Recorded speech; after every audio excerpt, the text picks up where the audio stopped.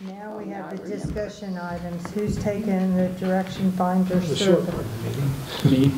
Okay, In 2007, we did a direction finder survey with ETC Institute. And Direction Finder is one that most of the area municipalities participate in.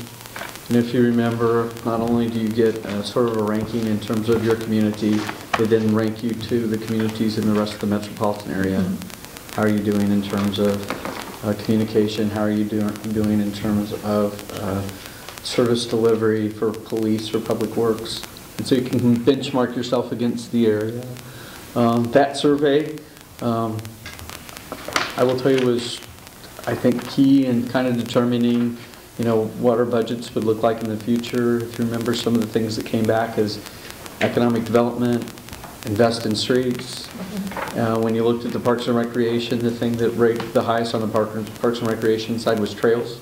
They believed that we needed to invest more in trails. So if you sort of look at sort of like overall council goals and priorities and the things that we've invested in over the last 3 years, it would be those things that were identified in that Direction Finder survey. Remember, it was scientific, so you know it's plus or minus 2.5% in terms of the accuracy of it. It's done via phone, it's done via mail. ETC, yeah, it's randomly generated. ETC has been doing this for over 20 years. ETC stands for Lane Tatham Company. Lane Tatham was the lady who started the company. They're housed in Olathe. If you remember also, we did some specific questions in the last survey related to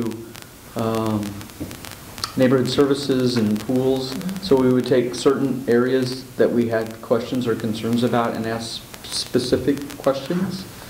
In working with the Downtown Visioning Committee over the last year, we did a sort of an open house in end of October as related to, you know, if you take the vision that was written down over the first 6 months of the Downtown Visioning Committee, then you took that resolution that explained all the component pieces that they felt were important, and then you drew it on a map. What would that look like if you put the map up and asked people to vote on the things that they felt were most important? What would they pick? And so we did sort of a Survey Monkey, which is an online survey instrument. And the Downtown Visioning Committee said, well, that was great, but you know, shouldn't we be more scientific? About 90 people responded. It was about 90 people responded. Shouldn't we do something that's more scientific and make sure that it reflects, you know, all the views that are in Mission, not just maybe the people that participated, to go out to a wider group. They asked me that if I said, well, what's kind of strange is it's time for us. They typically say every 2 to 3 years you should revisit, see where you've gotten better or worse in terms of your service delivery. Olathe actually uses it to determine what type of merit increase their employees are going to receive. So on an annual basis, they have a survey done and they measure their performance compared to the previous year. It seems to be the appropriate time. It seems to be appropriate in a number of ways, one of which is we have the new transportation utility fee. A lot of people got sort of re-engaged in the city and they're kind of paying attention to the issues that we're working on and to find out if these are the right issues. I mean, we believe that they are, but you know, times change and sometimes the focus of the community can change in terms of the things that they feel are important compared to maybe what I or the city council think is important. So it would seem to be an appropriate time. It would also seem to be a time to gauge, you know, the effectiveness of asking for a sales tax or a renewal of a sales tax. And you can phrase the question in you know. what is the cost of that survey? 12 to 15,000. 12 to 15,000. Yeah. I didn't remember what the cost Yeah. was. Directional finder. Let me refresh my memory. When they did that on the trails, I forget if it was 750 or 500 or 1,000. That's all they picked. They didn't do everybody in the city. No, they don't do They everything. just picked so many. And out of that group that they sampling. picked for the trails, 65% was either under 50 or under 40. Okay?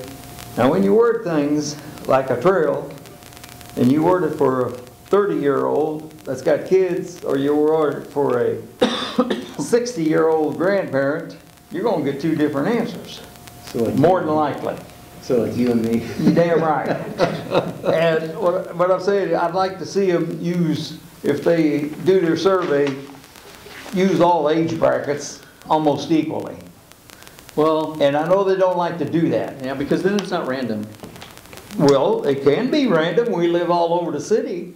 Well, those surveys came from all over the city, those responses. Yeah, but they were And I think we- primarily targeting an age group. That's like somebody told me a long time ago, if you want to do a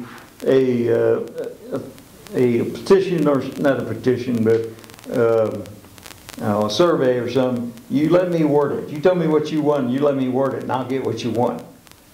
Well, one of the things that they tried to do is not word the questions that way. And I remember kind of reading through all the questions, and I don't remember any of them being biased necessarily towards a gender or towards an age group. I didn't say they were biased, I'm just saying that if you said a certain question to people under 25, you more than likely will get a different answer to it than you will people over 50. Well, I think that they were pretty innocuous in their questions. Do you believe that the city should invest in trails? And it would list not just trails, but parks, swimming pools, I'm not gonna playground argue. equipment. Well, you But- could actually but those surveys- rephrase it to, I mean, not, so should the city invest in trails? Should we? Are you Are you willing to pay extra in taxes in order to have trails? It's Amen. two completely different questions. Yeah. Well, and that's how that survey is broken. They do sort of like, what are the things you believe in, and then what are the things you believe, what things will you pay for? That's what I thought. Yeah, it was. and I will tell you that if I were to guess, trails typically comes out higher because trails are cheaper than pools. Trails are cheaper than community centers. I think we probably have more people using the pool than we do the trails. Oh, I don't think No. so. Yes. The outdoor pool? The- Who goes to the pool? It's only Nobody open 3 does. months. I go to the pool. I don't see any of you guys, no, there's nobody. I got a lake. My kids love the pool the same reason why my wife loved the mall. Nobody's there. So we have a shepherd shrine, huh? Kids think it's great. Yes. When we did the budget, or the direction finder in 2007, what review did the council have before ETC went out to ask the questions? Wasn't there? It actually came with the questions. So that if there was concerns about how the questions were raised, I mean, obviously, we can't break down into arguments over every little word, but we get a chance to review that, right, before? Okay, good. Speaking of surveys, did we ever get the census that was taken in last January or February? Has that ever came out officially They're yet? coming out at the end of January. They're releasing pieces of the census. They released countywide data in Kansas, I want to say 2 weeks ago. Yeah, that's right, they They did. did countywide data 2 weeks ago, and now they're starting to get more city data. And the idea is that by February 15th, you should have block level data, all the way down to the block level. So you can actually go to the census site and type in an address. Yes. Which, on that note, I know we're off topic here, Karen Sherman, so I apologize, but the census data from 2000, a good chunk of it is in our comp plan. So if you want to see kind of where our, age brackets, whatever, that's in our comp plan. And 2000, we don't want to go back 10 years. I'm just saying that that's the latest census data we have, and as a mental note to someone in the room, it's, when that does come out, we'll want to update our comp plan. That's why I was referencing it. That was a good reason. But he's already ahead of us, I'm sure. Did you Okay, see him Mike. look at that, Chip? The sales tax? The sales tax, What was the conclusion on that last discussion? Oh, it was just for discussion. So what's the next Yeah. step? yeah, do you want me to, talk with ETC and get a more formalized bid or cost I would think for doing so. this, Yes. basically the same one we did last time? I would And think how so. long, you said this, how long ago was it? 2007, August of 2007, we got the results in October of And 2007. ETC did it, right? Mhm. And what was the cost then? Do you remember? About 15,000, because we added 2 pieces. I think 12,000 is their standard rate. And we added some questions that we wanted to have, we had specific questions we wanted them to ask. What's the timing of doing this? It has to be done now? You can do it whenever, and once you sort of unleash them, it takes 60 to 75 days. I think this could be really helpful for us, especially as we wrestle with the 2012 budget. You know, I know there's a cost associated, but for me personally, I'd like to see this done more than every 4 years, because I'd like to have a better pulse of what the citizens want. I kind of get tired of hearing, well, someone saying, well, the citizens want this, or the citizens want that. I'd much rather have it quantitatively in a professionally done fashion. I would agree to check into it. I think what's interesting is if you would do it at this time, you can match it up with the 2010 census, and it kind of gives you a really good sense of your community, both in terms of the demographics that the census draws and then the opinions that you have now. Understanding that 2007, the world looked a lot different. A lot different economically. Do you think, maybe this is maybe out of the realm of things, but if they did this survey last time this year, do you think you'd get the same comments? Or do you think there's such a skew now relative to this transportation utility fee that it's not giving us the baseline that we may need holistically? Does that make sense at all? I don't know, because I think what happens is once you answer a series of questions, what happens is, first of all, you kind of weed out people's contradictions. I think Will made a good point. It's great to say you want trails, but do you want to pay for trails? Because that's really the question that matters most. And if you find out that people say they want things and they're willing to pay for them, then I think you find congruence in the things that they're interested in. I think when you see people say they want things but they don't want to pay for them, then you say, well, wait a minute, as a community you say these things are all important, but you don't want to pay for any of them.